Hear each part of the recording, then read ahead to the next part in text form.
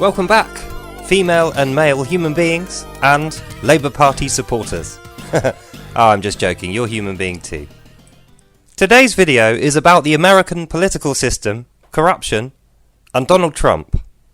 Seeing as he's currently the subject of 195 separate indictment charges, criminal charges from the government against him, this is his criminal mugshot taken earlier this morning.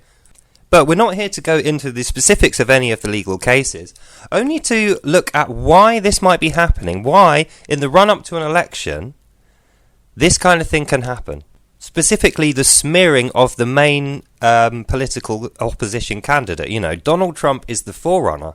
So if you believe in democracy, even his opponents should be behind him at this point. And I think that's what's happening. That's why he's polling so high. He's more popular now than he's ever been, really, which is something of a surprise. Earlier on, I was in the pub and I was chatting to someone slightly older than me, probably near mid-60s kind of age, worldly guy. And we were saying, right, if you line up all the world leaders you can name, Macron, Trudeau, Maloney, old ones, Berlusconi, Blair, these kind of people, line up all the leaders you can name.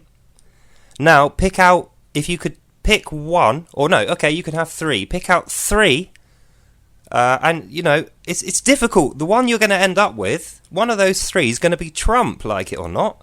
And the reason is because he's not in a gang, he's not a murderer, he's not a thief, he's not a rapist, although some would have you believe that he is. He has never been convicted of that, and there's no one accusing him of that currently. Whereas all these other world leaders are demonstrably morally corrupt or worse in some way.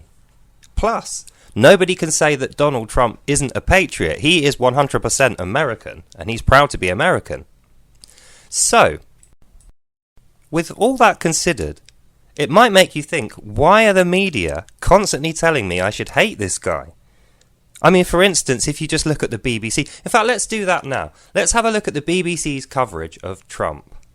After we've looked at that, which is a completely negative article, painting him as a historically devious criminal who should definitely be hung, drawn and quartered... Looking back at their other articles, it's like, right, Trump bad, Trump bad, Trump bad. Here's the other candidates. Here's the other candidates. Trump bad. 5 things that other candidates say that are good. Trump bad, Trump bad, Trump bad. All the way down. These are supposed to be non-biased global-style reporters. But, I mean, even the most, casual of observers can see that it's just completely biased. So, that brings us neatly to the conclusion of this article, which is, despite what the media may tell you, if you just judge on your own, like I've said, line up all the political leaders you can think of, you're going to pick Trump in your top 5, certainly in your top 3, and it's because he's not a bad guy, so I think that's who's going to win the election. And so, my fellow Americans, with hand on heart I say, I hope you enjoyed this, and I'll see you in the next one. God bless America, and God save the King. Well, as well as could be expected, didn't it? Right, that's it. No more secret content, no more ramblings. I'll see you in the next one. Bye now.